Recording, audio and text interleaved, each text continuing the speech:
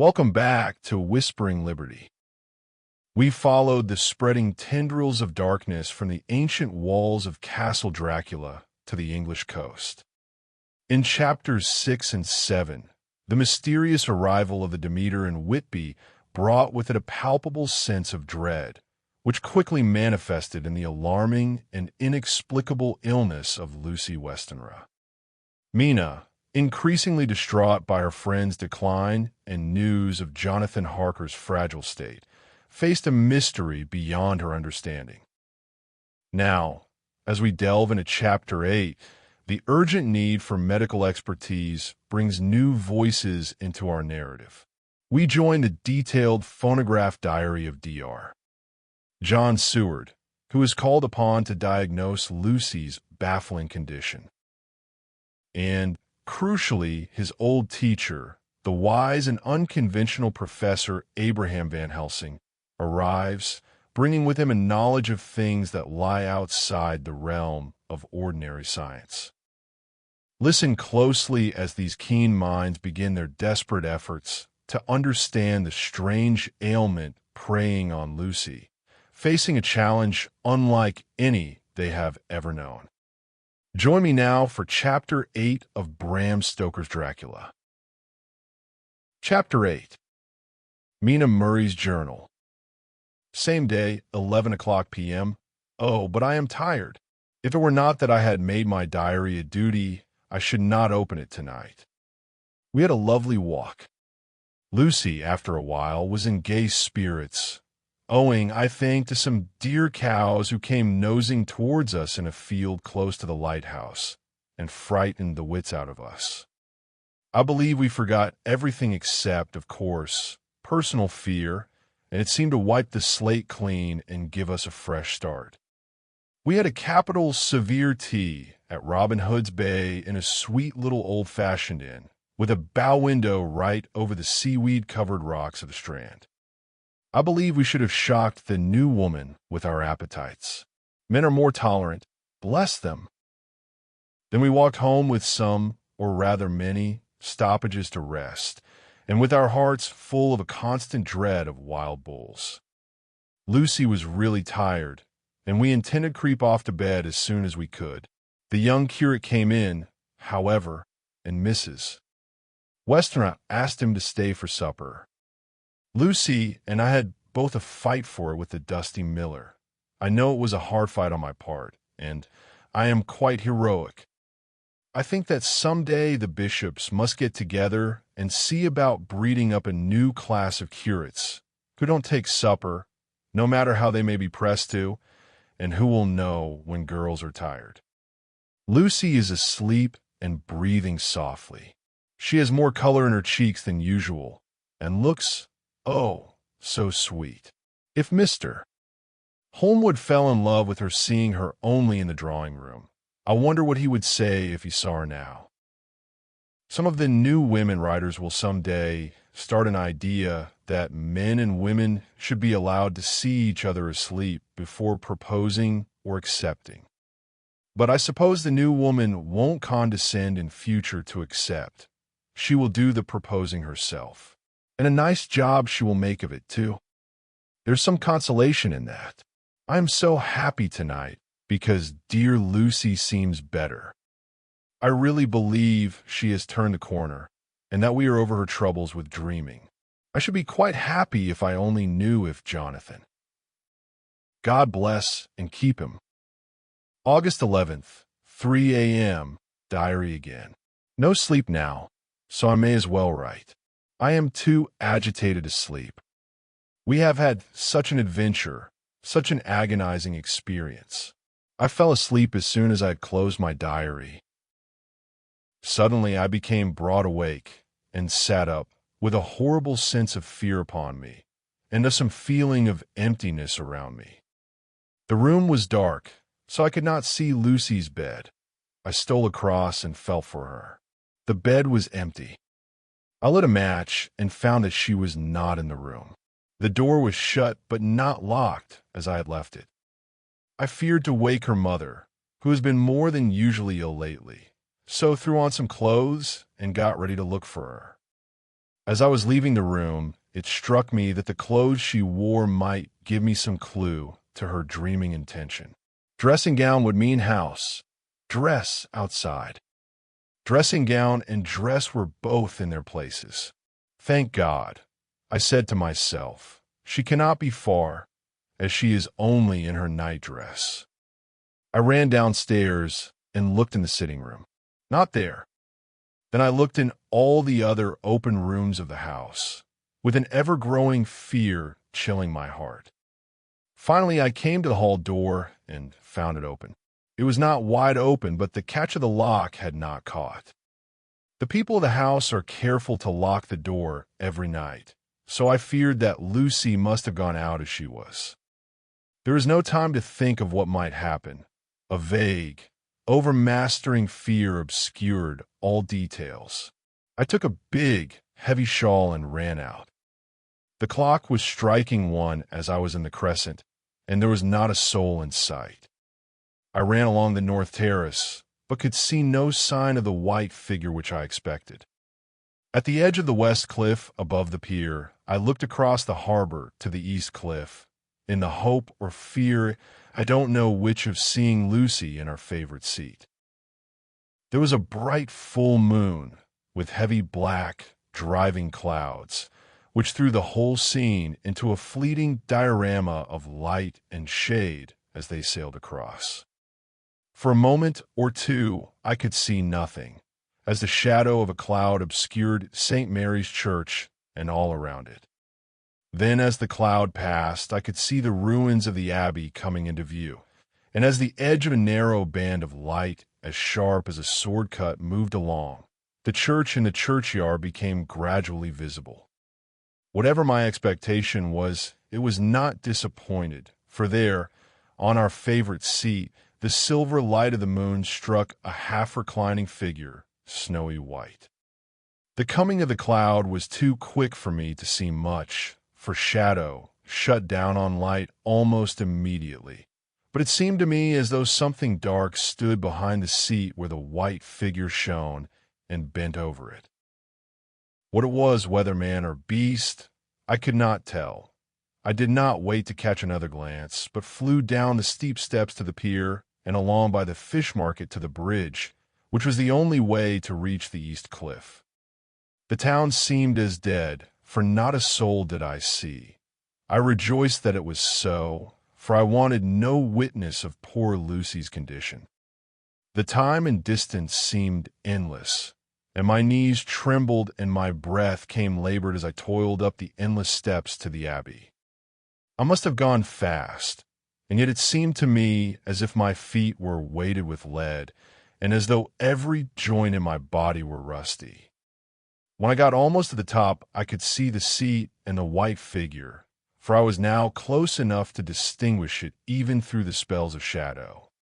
There was undoubtedly something, long and black, bending over the half-reclining white figure. I called in fright, "Lucy! Lucy!" And something raised a head, and from where I was I could see a white face and red, gleaming eyes. Lucy did not answer, and I ran on to the entrance of the churchyard. As I entered, the church was between me and the seat, and for a minute or so I lost sight of her. When I came in view again, the cloud had passed, and the moonlight struck so brilliantly that I could see Lucy half reclining with her head lying over the back of the seat. She was quite alone, and there was not a sign of any living thing about. When I bent over her, I could see that she was still asleep. Her lips were parted, and she was breathing not softly as usual with her, but in long, heavy gasps, as though striving to get her lungs full at every breath. As I came close, she put up her hand in her sleep and pulled the collar of her nightdress close around her throat. While she did so, there came a little shudder through her, as though she felt the cold. I flung the warm shawl over her and drew the edges tight round her neck, for I dreaded lest she should get some deadly chill from the night air, unclad as she was. I feared to wake her all at once, so, in order to have my hands free that I might help her, I fastened a shawl at her throat with a big safety pin, but I must have been clumsy in my anxiety and pinched or pricked her with it, for by and by, when her breathing became quieter, she put her hand to her throat again and moaned. When I had her carefully wrapped up, I put my shoes on her feet and then began very gently to wake her. At first, she did not respond, but gradually she became more and more uneasy in her sleep, moaning and sighing occasionally. At last, as time was passing fast, and for many other reasons, I wished to get her home at once, I shook her more forcibly, till finally she opened her eyes and awoke. She did not seem surprised to see me, as, of course, she did not realize all at once where she was. Lucy always wakes prettily, and even at such a time, when her body must have been chilled with cold, and her mind somewhat appalled at waking unclad in a churchyard at night, she did not lose her grace. She trembled a little and clung to me. When I told her to come at once with me home, she rose without a word, with the obedience of a child. As we passed along, the gravel hurt my feet, and Lucy noticed me wince. She stopped and wanted to insist upon my taking my shoes, but I would not. However, when we got to the pathway outside the churchyard, where there was a puddle of water remaining from the storm, I daubed my feet with mud, using each foot in turn on the other, so that as we went home, no one, in case we should meet anyone, should notice my bare feet. Fortune favored us, and we got home without meeting a soul. Once we saw a man who seemed not quite sober passing along a street in front of us, but we hid in a door till he had disappeared up an opening such as there are here, steep little closes, or winds, as they call them in Scotland. My heart beat so loud all the time that sometimes I thought I should faint. I was filled with anxiety about Lucy, not only for her health, lest she should suffer from the exposure, but for her reputation in case the story should get wind. When we got in and had washed our feet and had said a prayer of thankfulness together, I tucked her into bed. Before falling asleep, she asked, even implored me not to say a word to anyone, even her mother, about her sleepwalking adventure. I hesitated at first to promise, but on thinking of the state of her mother's health and how the knowledge of such a thing would fret her, and thinking, too, of how such a story might become distorted, nay, infallibly would in case it should leak out, I thought it wiser to do so. I hope I did right. I have locked the door, and the key is tied to my wrist, so perhaps I shall not be again disturbed. Lucy is sleeping soundly. The reflex of the dawn is high and far over the sea. Same day, noon. All goes well. Lucy slept till I woke her and seemed not to have even changed her side. The adventure of the night does not seem to have harmed her. On the contrary, it has benefited her, for she looks better this morning than she has done for weeks. I was sorry to notice that my clumsiness with the safety pin hurt her. Indeed, it might have been serious, for the skin of her throat was pierced. I must have pinched up a piece of loose skin and have transfixed it, for there are two little red points like pinpricks, and on the band of her nightdress was a drop of blood. When I apologized and was concerned about it, she laughed and petted me, and said she did not even feel it. Fortunately, it cannot leave a scar, as it is so tiny. Same day, night. We passed a happy day. The air was clear and the sun bright, and there was a cool breeze. We took our lunch to Mulgrave Woods, Mrs. Westenra driving by the road, and Lucy and I walking by the cliff path and joining her at the gate. I felt a little sad myself, for I could not but feel how absolutely happy it would have been had Jonathan been with me. But there, I must only be patient. In the evening we strolled in the casino terrace and heard some good music by Spar and Mackenzie and went to bed early. Lucy seems more restful than she has been for some time, and fell asleep at once. I shall lock the door and secure the key the same as before, though I do not expect any trouble tonight. August 12th. My expectations were wrong, for twice during the night I was wakened by Lucy trying to get out. She seemed, even in her sleep, to be a little impatient at finding the door shut, and went back to bed under a sort of protest. I woke with the dawn and heard the birds chirping outside of the window. Lucy woke, too, and I was glad to see was even better than on the previous morning.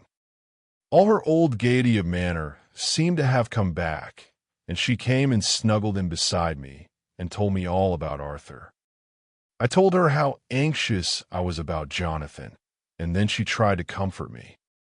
Well, she succeeded somewhat, for though sympathy can't alter facts, it can help to make them more bearable.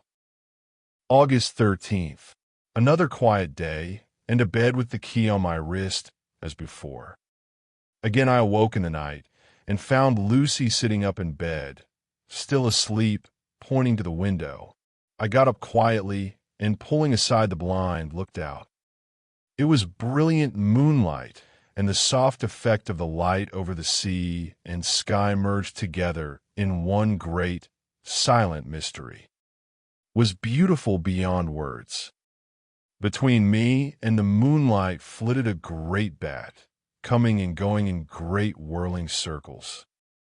Once or twice it came quite close, but was, I suppose, frightened at seeing me, and flitted away across the harbor towards the Abbey. When I came back from the window, Lucy had lain down again, and was sleeping peacefully. She did not stir again all night. August 14th. On the East Cliff, reading and writing all day. Lucy seems to have become as much in love with the spot as I am, and it is hard to get her away from it when it's time to come home for lunch or tea or dinner. This afternoon, she made a funny remark. We were coming home for dinner, and had come to the top of the steps up from the West Pier and stopped to look at the view, as we generally do. The setting sun, low down in the sky, was just dropping behind Kettleness. The red light was thrown over on the East Cliff and the old Abbey, and seemed to bathe everything in a beautiful rosy glow. His red eyes again, they're just the same. It was such an odd expression, coming apropos of nothing, that it quite startled me. I slewed round a little, so as to see Lucy well without seeming to stare at her, and saw that she was in a half-dreamy state, with an odd look on her face that I could not quite make out. So I said nothing, but followed her eyes. She appeared to be looking over at our own seat, whereon was a dark figure seated alone. I was a little startled myself, for it seemed for an instant as if the stranger had great eyes like burning flames, but a second look dispelled the illusion. The red sunlight was shining on the windows of St. Mary's Church behind our seat, and as the sun dipped there was just sufficient change in the refraction and reflection to make it appear as if the light moved. I called Lucy's attention to the peculiar effect, and she became herself with a start, but she looked sad all the same. It may have been that she was thinking of that terrible night up there. We never refer to it, so I said nothing, and we went home to dinner. Lucy had a headache and went early to bed. I saw her asleep and went out for a little stroll myself. I walked along the cliffs to the westward and was full of sweet sadness, for I was thinking of Jonathan. When coming home, it was then bright moonlight, so bright that, though the front of our part of the crescent was in shadow, everything could be well seen. I threw a glance up at our window and saw Lucy's head leaning out. I thought that perhaps she was looking out for me, so I opened my handkerchief and waved it. She did not notice or make any movement whatever. Just then, the moonlight crept round an angle of the building, and the light fell on the window. There distinctly was Lucy with her head lying up against the side of the window sill and her eyes shut. She was fast asleep, and by her, seated on the window sill, was something that looked like a good-sized bird. I was afraid she might get a chill, so I ran upstairs, but as I came into the room, she was moving back to her bed, fast asleep and breathing heavily. She was holding her hand to her throat, as though to protect it from cold. I did not wake her, but tucked her up warmly. I have taken care that the door is locked and the window securely fastened. She looks so sweet as she sleeps, but she is paler than is her wont, and there is a drawn, haggard look under her eyes which I do not like. I fear she is fretting about something. I wish I could find out what it is. August 15th. Rose later than usual. Lucy was languid and tired, and slept on after we had been called. We had a happy surprise at breakfast. Arthur's father is better, and wants the marriage to come off soon. Lucy is full of quiet joy, and her mother is glad and sorry at once. Later on in the day, she told me the cause. She is grieved to lose Lucy as her very own, but she is rejoiced that she is soon to have someone to protect her. Poor dear, sweet lady. She confided to me that she has got her death warrant. She has not told Lucy and made me promise secrecy. Her doctor told her that within a few months, at most, she must die, for her heart is weakening. At any time, even now, a sudden shock would be almost sure to kill her. Ah, we were wise to keep from her the affair of the dreadful night of Lucy's sleepwalking. August 17th. No diary for 2 whole days. I have not had the heart to write. Some sort of shadowy pall seems to be coming over our happiness. No news from Jonathan, and Lucy seems to be growing weaker, whilst her mother's hours are numbering to a close. I do not understand Lucy's fading away as she is doing. She eats well and sleeps well and enjoys the fresh air, but all the time the roses in her cheeks are fading, and she gets weaker and more languid day by day. At night, I hear her gasping as if for air. I keep the key of our door always fastened to my wrist at night, but she gets up and walks about the room and sits at the open window. Last night, I found her leaning out when I woke up, and when I tried to wake her, I could not. She was in a faint. When I managed to restore her, she was as weak as water and cried silently between long, painful struggles for breath.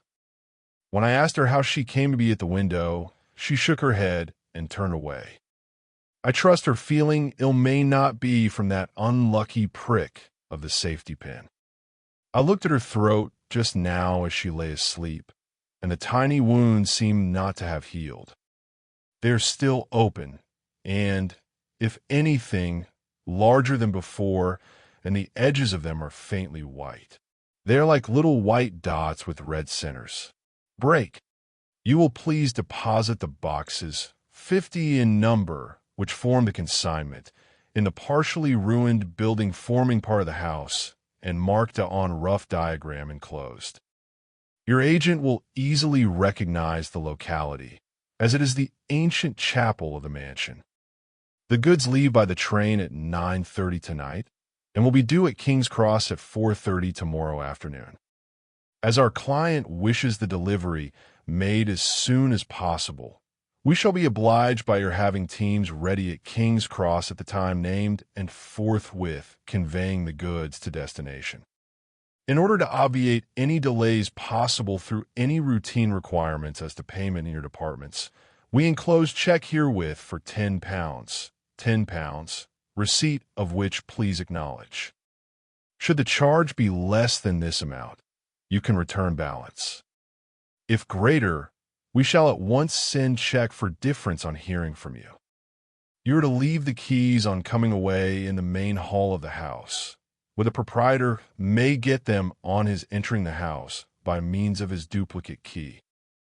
Pray do not take us as exceeding the bounds of business courtesy in pressing you in all ways to use the utmost expedition. We are, dear sirs, faithfully yours, Samuel F. Billington et Son. Letter, Messrs. Carter, Patterson and Company, London, to Messrs. Billington and Son, Whitby. August 21st.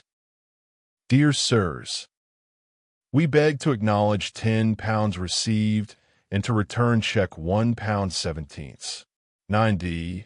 Amount of overplus, as shown in receipted account herewith.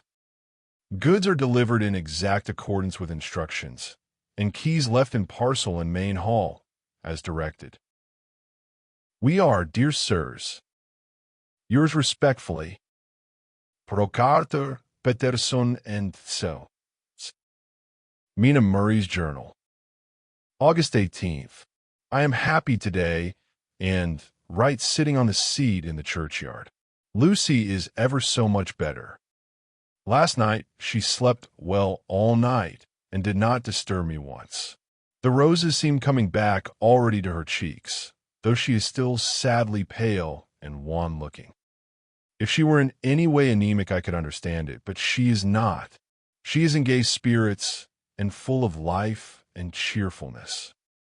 All the morbid reticence seems to have passed from her, and she has just reminded me, as if I needed any reminding of that night, and that it was here on this very seat I found her asleep. My poor little feet didn't make much noise then. I dare say poor old mister Swales would have told me that it was because I didn't want to wake up Geordie. As she was in such a communicative humor, I asked her if she had dreamed at all that night. Before she answered, that sweet, puckered look came into her forehead, which Arthur, I call him Arthur from her habit, says he loves. And indeed, I don't wonder that he does. I didn't quite dream, but it all seemed to be real. I only wanted to be here in this spot, I don't know why, for I was afraid of something, I don't know what. I remember, though I suppose I was asleep, passing through the streets and over the bridge. A fish leaped as I went by, and I leaned over to look at it, and I heard a lot of dogs howling. The whole town seemed as if it must be full of dogs all howling at once as I went up the steps. Then I had a vague memory of something long and dark with red eyes, just as we saw in the sunset, and something very sweet and very bitter all around me at once. And then I seemed sinking in a deep green water, and there was a singing in my ears, as I have heard there is to drowning men. And then everything seemed passing away from me. My soul seemed to go out from my body and float about the air. I seem to remember that once the West Lighthouse was right under me, and then there was a sort of agonizing feeling as if I were in an earthquake, and I came back and found you shaking my body. I saw you do it before I felt you. Then she began to laugh. It seemed a little uncanny to me, and I listened to her breathlessly. I did not quite like it, and thought it better not to keep her mind on the subject, so we drifted on to other subjects, and Lucy was like her old self again. When we got home, the fresh breeze had braced her up, and her pale cheeks were really more rosy. Her mother rejoiced when she saw her, and we all spent a very happy evening together. August 19th. Joy, joy, joy. Although not all joy. At last, news of Jonathan. The dear fellow has been ill. That is why he did not write. I'm not afraid to think it or say it, now that I know. Mr. Hawkins sent me on the letter and wrote himself, oh, so kindly.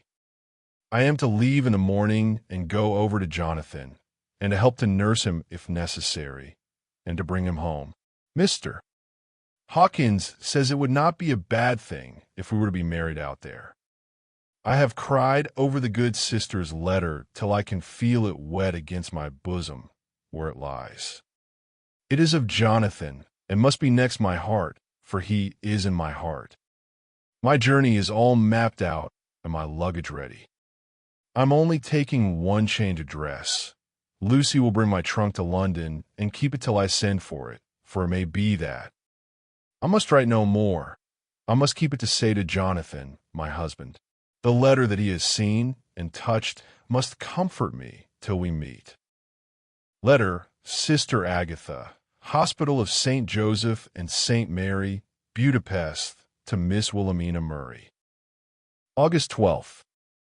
Dear Madam, I write by desire of Mr. Jonathan Harker, who is himself not strong enough to write, though progressing well, thanks to God and Saint Joseph and Saint Mary.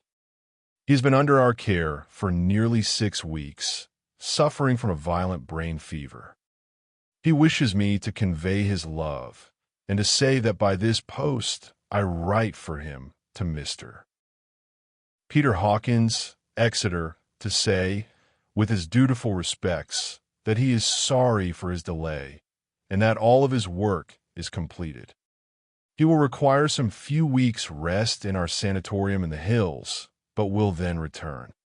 He wishes me to say that he has not sufficient money with him, and that he would like to pay for his staying here, so that others who need shall not be wanting for help. Believe me, yours, with sympathy and all blessings, Sister Agatha. Peace. My patient being asleep, I open this to let you know something more. He has told me all about you, and that you are shortly to be his wife. All blessings to you both. He has had some fearful shock, so, says our doctor, and in his delirium his ravings have been dreadful, of wolves and poison and blood, of ghosts and demons, and I fear to say of what. Be careful with him always that there may be nothing to excite him of this kind for a long time to come. The traces of such an illness as his do not lightly die away. We should have written long ago, but we knew nothing of his friends, and there was on him nothing that any one could understand. He came in the train from Klausenburg, and the guard was told by the station master there that he rushed into the station shouting for a ticket for home. Seeing from his violent demeanor that he was English, they gave him a ticket for the furthest station on the way thither that the train reached. Be assured that he is well cared for. He has won all hearts by his sweetness and gentleness. He is truly getting on well, and I have no doubt will in a few weeks be all himself. But be careful of him for safety's sake. There are, I pray God and St. Joseph and Saint Mary, many, many happy years for you both. Dr. Seward's Diary. August 19th. Strange and sudden change in Renfield last night. About 8 o'clock he began to get excited and sniff about as a dog does when setting. The attendant was struck by his manner, and knowing my interest in him, encouraged him to talk. He is usually respectful to the attendant and at times servile, but tonight, the man tells me, he was quite haughty, would not condescend to talk with him at all. I don't want to talk to you. You don't count now. The master is at hand. The attendant thinks it is some sudden form of religious mania which has seized him. If so, we must look out for squalls, for a strong man with homicidal and religious mania at once might be dangerous. The combination is a dreadful one. At 9 o'clock, I visited him myself. His attitude to me was the same as that to the attendant. In his sublime self-feeling, the difference between myself and attendant seemed to him as nothing. It looks like religious mania, and he will soon think that he himself is God. These infinitesimal distinctions between man and man are too paltry for an omnipotent being. How these madmen give themselves away. The real God taketh heed lest a sparrow fall, but the God created from human vanity sees no difference between an eagle and a sparrow. Oh, if men only knew! For half an hour or more Renfield kept getting excited in greater and greater degree. I did not pretend to be watching him, but I kept strict observation all the same. All at once that shifty look came into his eyes, which we always see when a madman has seized an idea, and with it the shifty movement of the head and back which asylum attendants come to know so well. He became quite quiet and went and sat on the edge of his bed resignedly, and looked into space with lackluster eyes. I thought I would find out if his apathy were real or only assumed, and try to lead him to talk of his pets, a theme which had never failed to excite his attention. Bother them all. I don't care a pin about them. What? I said. You don't mean to tell me you don't care about spiders? Spiders at present are his hobby, and the notebook is filling up with columns of small figures. The bride-maidens rejoice the eyes that wait the coming of the bride, but when the bride draweth nigh, then the maidens shine not to the eyes that are filled. He would not explain himself, but remained obstinately seated on his bed all the time I remained with him. I am weary tonight and low in spirits. I cannot but think of Lucy and how different things might have been. If I don't sleep at once, chloral, the modern morpheacetocel 3O, H2O, I must be careful not to let it grow into a habit. No, I shall take none tonight. I have thought of Lucy, and I shall not dishonor her by mixing the two. If need be, tonight shall be sleepless. Later, glad I made the resolution, gladder that I kept to it. I had lain tossing about, and had heard the clock strike only twice, when the night watchman came to me, sent up from the ward, to say that Renfield had escaped. I threw on my clothes and ran down at once.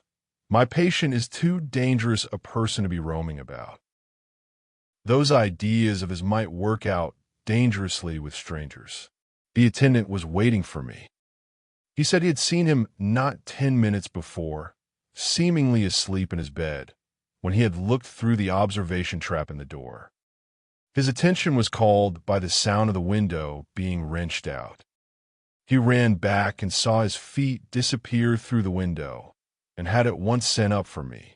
He was only in his night gear, and cannot be far off. The attendant thought it would be more useful to watch where he should go than to follow him, as he might lose sight of him whilst getting out of the building by the door. He is a bulky man, and couldn't get through the window. I am thin, so with his aid I got out, but feet foremost, and as we were only a few feet above ground, landed unhurt. The attendant told me the patient had gone to the left and had taken a straight line, so I ran as quickly as I could. As I got through the belt of trees, I saw a white figure scale the high wall, which separates our ground from those of the deserted house. I ran back at once, told the watchman to get 3 or 4 men immediately and follow me into the grounds of Carfax, in case our friend might be dangerous. I got a ladder myself and, crossing the wall, dropped down on the other side. I could see Renfield's figure just disappearing behind the angle of the house, so I ran after him. On the far side of the house, I found him pressed close against the old iron-bound oak door of the chapel. He was talking, apparently to someone, but I was afraid to go near enough to hear what he was saying, lest I might frighten him, and he should run off. Chasing an errant swarm of bees is nothing to following a naked lunatic when the fit of escaping is upon him. After a few minutes, however, I could see that he did not take note of anything around him, and so ventured to draw nearer to him, the more so as my men had now crossed the wall and were closing him in. I am here to do your bidding, master. I am your slave, and you will reward me, for I shall be faithful. I have worshipped you long and afar off. Now that you are near, I await your commands, and you will not pass me by, will you, dear master, in your distribution of good things? He is a selfish old beggar anyhow. He thinks of the loaves and fishes even when he believes he is in a real presence. His manias make a startling combination. When we closed in on him, he fought like a tiger. He is immensely strong, for he was more like a wild beast than a man. I never saw a lunatic in such a paroxysm of rage before, and I hope I shall not again. It is a mercy that we have found out his strength and his danger in good time. With strength and determination like his, he might have done wild work before he was caged. He is safe now at any rate. Jack Shepherd himself couldn't get free from the strait waistcoat that keeps him restrained, and he's chained to the wall in the padded room. His cries are at times awful, but the silences that follow are more deadly still, for he means murder in every turn and movement. Just now he spoke coherent words for the first time. "I shall be patient, master. It is coming, coming, coming." So I took the hint and came to. I was too excited to sleep, but this diary has quieted me, and I feel I shall get some sleep tonight.